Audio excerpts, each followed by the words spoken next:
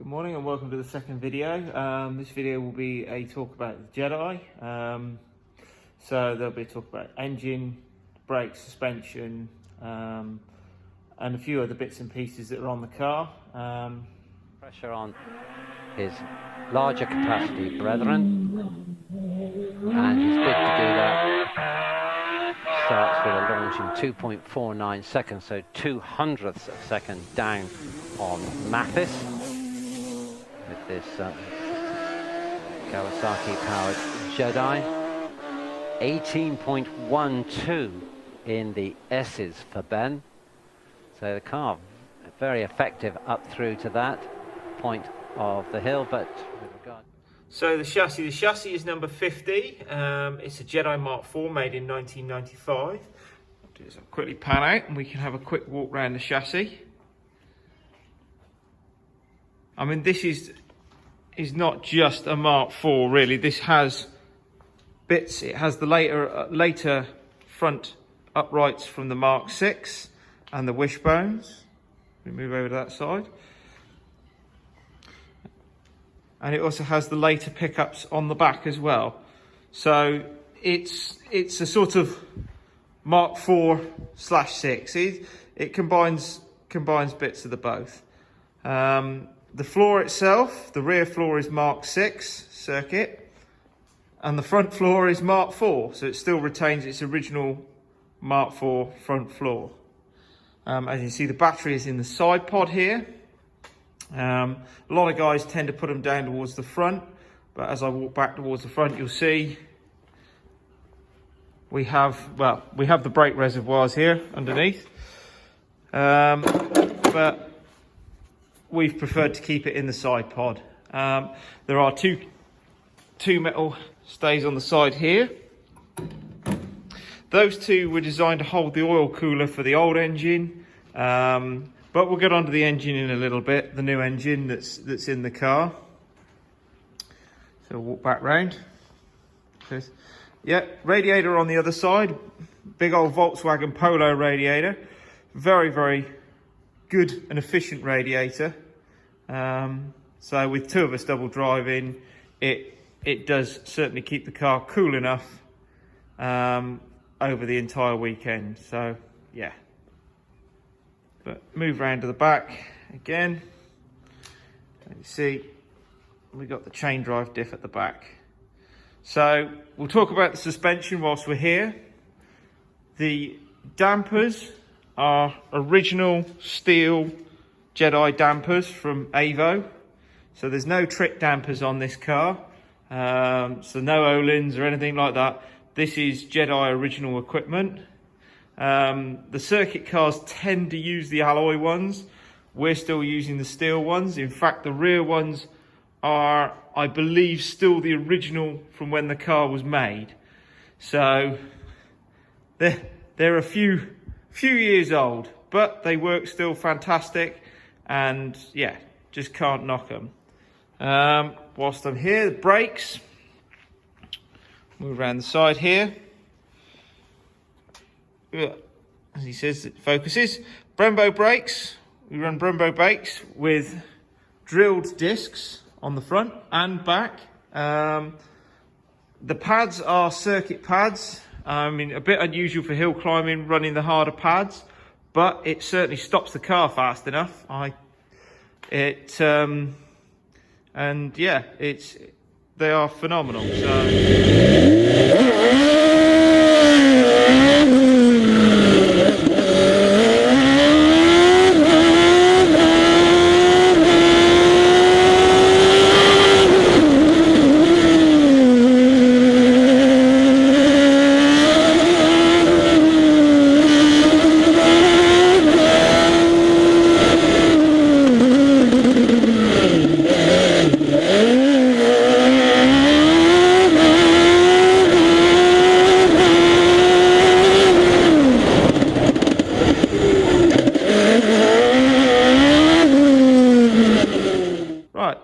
So we'll move on to the electronics, he says, and the dashboard.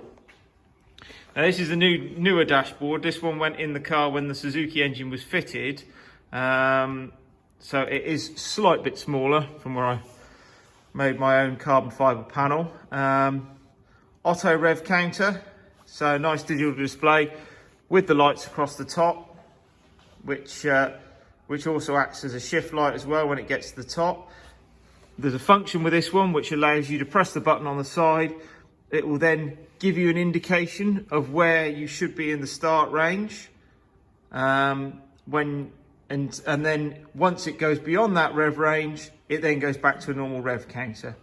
We have our oil pressure and our water temperature, so which is in view. Oil pressure light, neutral, start, ignition, and our gear indicator.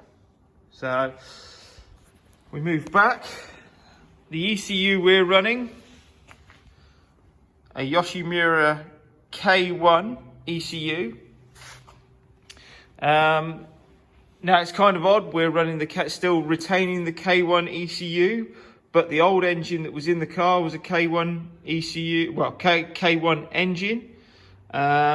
So 2001 engine, and yeah, the new engine has been converted to run 2001 technology, and we've added a Power Commander 5 with the ignition module as well, so it gives us a lot more adjustment when it comes to tuning the new engine, but we'll talk about that in a minute.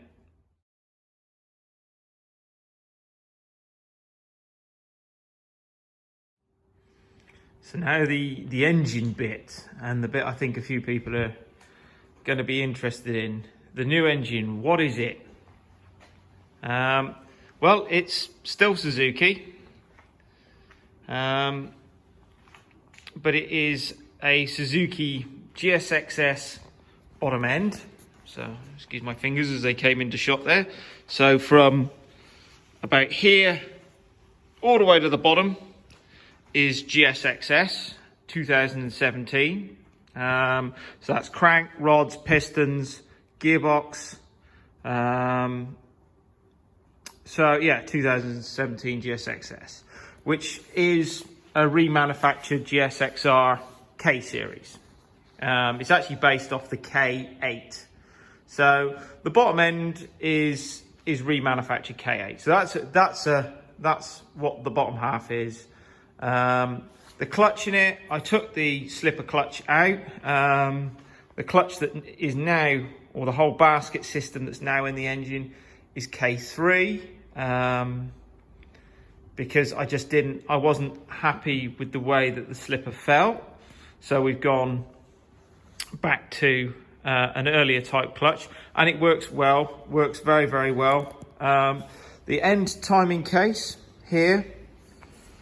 Now, with the GSXS, normally that wouldn't fit inside the engine bay. It is quite a bit thicker. This one has been modified and taken from a K1, K2, and allows it to fit down the side of the engine bay. So yeah. Now, moving upwards, the cylinder head. The cylinder head is a K5, K6 cylinder head. The cylinder head has been ported by SRD, Mark Schillebeer, so it is a ported head, but we are still running standard cams in it. So we should see a good amount of performance gain out of the engine so far.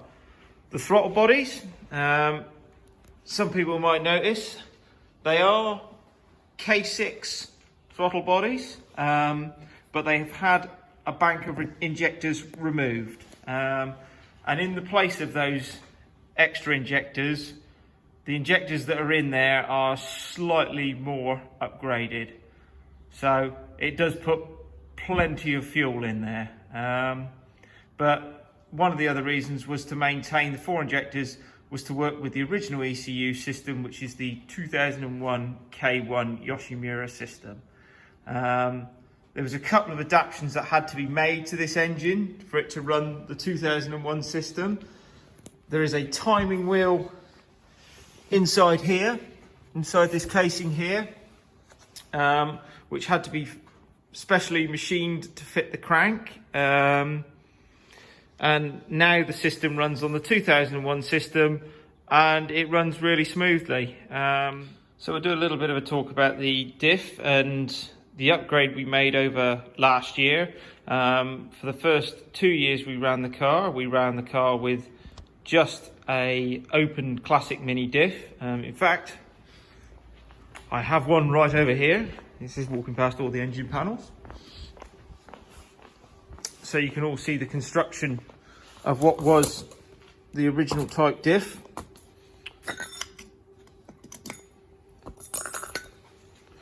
So yeah, that was the original pot joint fitting diff.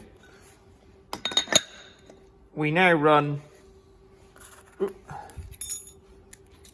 says wandering back, he said we now run the ATB variant of MED's diff.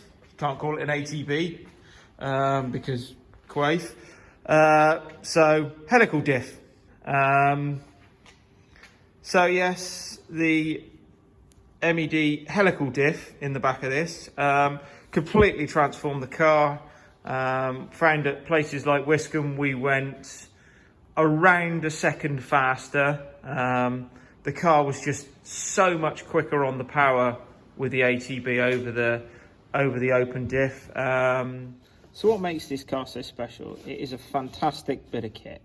It really is. It's comfortable to drive. It is incredibly stable. It inspires confidence every time you get in the car. I remember our very first event with this car. We broke the Mini on the Saturday, came all the way home, brought the Jedi. First practice, we were doing the same sort of time as the Mini, just getting used to it. Next run, we lopped 2 seconds out, and then there was another 2 seconds on the next run. So the car it just inspires confidence. It's very forgiving. You can be aggressive. You can be very smooth. But that is one of the greatest things with this car, is it just inspires the confidence to drive fast and turn in. You know it's going to turn in. And that is why I love driving this thing. But that's one of the things though that does make this car great, is the simplicity level. Everything is basic, everything is simple, there's nothing complicated. It is proper old school. I mean, no paddle change, no flat shift, no launch. The car is a driving experience every time.